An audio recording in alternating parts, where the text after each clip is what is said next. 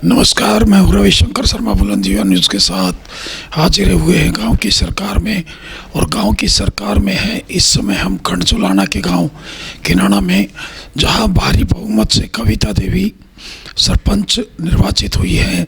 उनके प्रतिनिधि श्री राजकुमार आर्य जी हमारे साथ मौजूद हैं। करते हैं उनसे बात, किस तरह की योजनाएं और किस तरह का प्रारूप उनकी अपनी गांव की सरकार करेगा। राजकुमार जी, स्वागत है आपका। स्वागत, धन्यवाद जी। आपका बहुत बहुत स्वागत है यहाँ पर, आप किनाना में आए। और मैं आशा करता हूँ मीडिया के माध्यम से जो हमारी घोषणा की हैं वो सब जन जन तक पहुँचाएँ, ताकि हमारा भी हौसला रहे उन घोषणाओं को हम कार्य कर पाएँ। राजकुमार जी, गंदे पानी की निकासी, पेयजल की किल्लत और गलियों की बात करें या फिर रास्तों की बात करें, बड़ी नाजुक स्थिति में तालाबों की का भी बहुत बुरा हाल है। क्या कदम रहेगा आपका? देखिए, वैसे तो ये बहुत बड़ा चुनौतीपूर्ण कार्य है और इसमें सरकार अगर मदद करती है तो बहुत ही जल्द हम इन विषयों पर कार्य करेंगे। लेकिन जो सरपंच का एक प्रतिनिधि होने के नाते मैं आपको आश्वासन दिलाना चाहता हूँ कि इन कार्यों के लिए चाहे हमें चंडीगढ़ को और यहाँ कहते हैं गोरा बनाना पड़े, हम प्रयास करेंगे अपने गांव की प्रत्येक समस्या को सरकार तक पहुँचाएं और जल्द से जल्द उन समस्याओं से निदान पाएँ। ये हमारा प्रयास रहेगा, क्योंकि मैं अपने जीवन को समाज के लिए स्वाह कर चुका हूँ और जीवन से ऊपर कुछ भी नहीं होता। तो मेरी प्राथमिकता रहेगी गांव की सफाई की समस्या है, स्वास्थ्य की समस्या है, शिक्षा की समस्या है, बिजली की तारें बहुत ख़राब पड़ी उनकी समस्या है। अभी मैं बिजली घर से ही आया हूं, उनकी मीटिंग लेने गया था, वो अधिकारी कहीं थेफ्ट पे गए हुए थे, तो पुनः उनसे मुलाकात करूंगा। और पानी के लिए भी जो लीकेज की समस्या है उस विषय पर भी जल विभाग से संपर्क हुआ है, एक्शन साहब से मीटिंग करेंगे और उन समस्याओं को भी जल्द से जल्द निपटा कर अपने गाँव को साफ सुथरा और स्वच्छ बनाने का प्रयास करेंगे। एजुकेशन की बात करें, हाँ बिल्कुल जी। स्कूल बहुत पुराना है और नई बिल्डिंग बन गई है। हाँ जी, हाँ जी। और बच्चों को हाई एजुकेशन के लिए, कोचिंग के लिए बाहर जाना पड़ता है।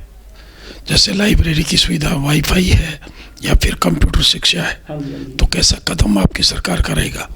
देखिए, ये कदम तो बड़ी सरकार ने करना है, हम तो केवल सरकार को योजना लेकर जाएंगे। और रही बात बिल्डिंग की, मेरे दोनों स्कूलों की, 2 सरकारी स्कूल हैं, उनमें नई बिल्डिंग बन चुकी है। एक की कन्या पाठशाला की तो खुद प्रधान मेरी पत्नी कविता देवी हैं, जिसमें हम नई बिल्डिंग बनवा चुके हैं। हैंडओवर अभी हुई नहीं है, कुछ कमियां थी, हमने प्रशासन से शिकायत की थी, वो कमियां दूर हो गई हैं। कुछ ही दिनों में, 5-10 दिनों में हम उसको हैंडओवर कर लेंगे। और खुद मेरी बेटी सरकारी स्कूल में पढ़ती है, तो मेरा तो खुद इंटरेस्ट रहेगा कि भी सरकारी स्कूलों की शिक्षा का सुधार करेंगे। और बड़े स्कूल में बिल्डिंग बन गई है, लगभग करोड़ों रुपए की बिल्डिंग है वो, और उसके अंदर स्टाफ जो आया है बहुत ही सराहनीय स्टाफ आया है। उनसे मेरी मीटिंग हुई थी, वो कह रहे थे सरपंच जी आप अगर हमारा सहयोग करेंगे तो हम शिक्षा का सुधार करेंगे। और मेरा सबसे पहला लक्ष्य रहेगा कि भी सरकारी स्कूलों की शिक्षा को बढ़ावा दिया जाए। जो ये बाजारीकरण हो रहा है शिक्षा का, इसको रोका जाए। और निरंतर जो लाइब्रेरी की बात कर रहे हैं आप, मेरा प्रयास है, मेरे गाँव के कई अधिकारी हैं, वो कह रहे थे कि अगर आप सहयोग करेंगे तो हाईटेक लाइब्रेरी भी हम गाँव में लेकर आएंगे। ये हमारा प्रयास है। आप तो हमेशा नशाखोरी के खिलाफ रहे हैं और आप युवा हैं। युवा की अगर बात करें तो युवा आज ट्रैक से स्लिप होता जा रहा है, नशे की आड़ में गलत कदम उठा रहा है। तो किस तरह का अभियान आपकी सरकार का रहेगा? देखिए, ये बड़ा रोचक विषय भी है और संवेदनशील विषय भी है। वर्तमान में परिवेश है कि लोग इलेक्शन के नाम पर सीधा स्पष्ट कहते हैं बस दारू नहीं पिलाओगे तो इलेक्शन नहीं जीत सकते। लेकिन हमने अपने गांव में एक उदाहरण पेश किया है। मैंने इलेक्शन से पहले भी घोषणा की थी, इलेक्शन के बीच में भी जनसभाओं घोषणा की कि मुझे अगर कोई ये कह दे भाई एक बूंद भी दारू पिलाई है राजकुमार ने तो भले ही वोट मत देना कोई भी। तो मैंने घोषणा पत्र में सबसे पहले लिखा, मैं नशा मुक्त समाज बनने के लिए प्रयास करूंगा, हर संभव प्रयास करूंगा। वो कोई ज़बरदस्ती प्रयास नहीं होगा, वो शिक्षा के माध्यम से, विचारों के माध्यम से। और जिस संगठन से मैं जुड़ा हूं उसका नाम है राष्ट्रीय आर्य निर्मात्री सभा, जो पूरे भारत में काम कर रही है।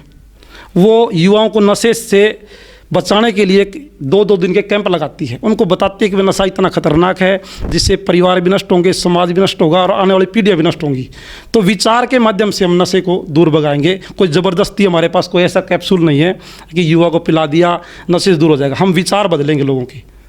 और सरकार से भी निवेदन करेंगे कि नशे की जो अवैध खेप बिकती हैं गांव में, जैसे सुल्फा है, गांजा है, फीम है, जो भी अनेक प्रकार के नशे हैं, पता नहीं, अब मुझे तो उनका नाम का भी पता नहीं है, लेकिन प्रयास करूंगा मेरे गांव में कोई भी नशा ना बिके। जैसे सरकार की योजना में शराब बिक रही है, जो सरकार के अप्रूवल है वो बिकती रहेगी, भले ही उसको प्रयास करूंगा मैं दूर, गाँव से दूर हो, लेकिन अवैध रूप से कोई भी नशा मेरे गाँव में न बिके, इसका मैं पूरा प्रयास करूँगा। जैसे गांव की 36 बिरादरी ने आप में आस्था जताते हुए गांव का मुखिया का ताज आपके ऊपर रखा है, तो क्या संदेश देना चाहेंगे? तो मैं तो मेरे गांव की जनता से हाथ जोड़कर अपील करता हूं, जो विश्वास आपने मुझे जताया है, मुझ पर जताया है और भारी बहुमत से मुझे विजयी किया है, तो उस विश्वास को बरकरार रखते हुए अगर वो मेरा सहयोग करेंगे, मैं अपने गांव की बिल्कुल हर समस्या का समाधान करने का 100% प्रयास करूंगा और आशा रखूंगा 36 बिरादरी भाईचारा भी बना रहे, चाहे वो मेरा विपक्ष है, चाहे पक्ष है, चाहे किसी भी बिरादरी से है, किसी भी समुदाय से, किसी भी धर्म से है, मैं उनको साथ में लेकर चलूंगा और 36 बिरादरी के लिए काम करूंगा, ऐसा मैं मानता हूँ जी। राजकुमार जी, गांव में छोटे मोटे झगड़े होते हैं, भाईचारा बिगड़ता है, आंखें खराब होती है, थाने तहसीलों में वेस्टेज होती है पैसे की और वक्त की, क्या कदम रहेगा? इसके विषय में मेरा अनुभव है, मैं पिछले 5 साल से पिछला इलेक्शन हार गया था, मैं हारते अगले दिन से मैंने तैयारी की थी, भाई मेरे अंदर कोई कमियां हैं, मैं उनको दूर करूंगा और अगला इलेक्शन फिर लड़ूंगा और जीतूंगा। परमात्मा ने मेरी आत्मबल की शक्ति को पहचाना और मैं आज विजयी हुआ हूँ। और जो थाने की बात कर रहे हैं, मैं पिछले 5 साल से कंटिन्यू फील्ड में हूँ और लगभग मैंने अपने हाथ से मिनिमम 100 केस तो अपने हाथ से सोल्व करवाए हैं, जिसका समझौता लिखवाया, बिना किसी पैसे के, बिना किसी रिश्वत के, बिना किसी बड़ी सिफारिश के। मैं लोगों का भाईचारा बनाता हूं, चाहे वो झगड़े का है, चाहे वो नाली का है, चाहे वो बिजली का है, उनको भाईचारा में बिठाकर समझाते हैं और उनका समाधान गाँव में करवाते हैं और आगे भी करवाते रहेंगे जी। निश्चित तौर पर राजकुमार आर्य का कहना है कि गाँव में बहुत बड़ी समस्या है, एक चुनौती है उनके लिए, लेकिन लंबे समय से वो प्रयासरत हैं। आज उन्हें मौका मिला गांव की सरकार में प्रतिनिधित्व करने का। इन सभी समस्याओं में, चाहे एजुकेशन की है, कंप्यूटर शिक्षा की है, या फिर हाईटेक एजुकेशन की बात है, सबको प्राथमिकता के आधार पे लागू किया जाएगा। और आज के लिए इतना ही, इजाज़त दीजिए, नमस्कार।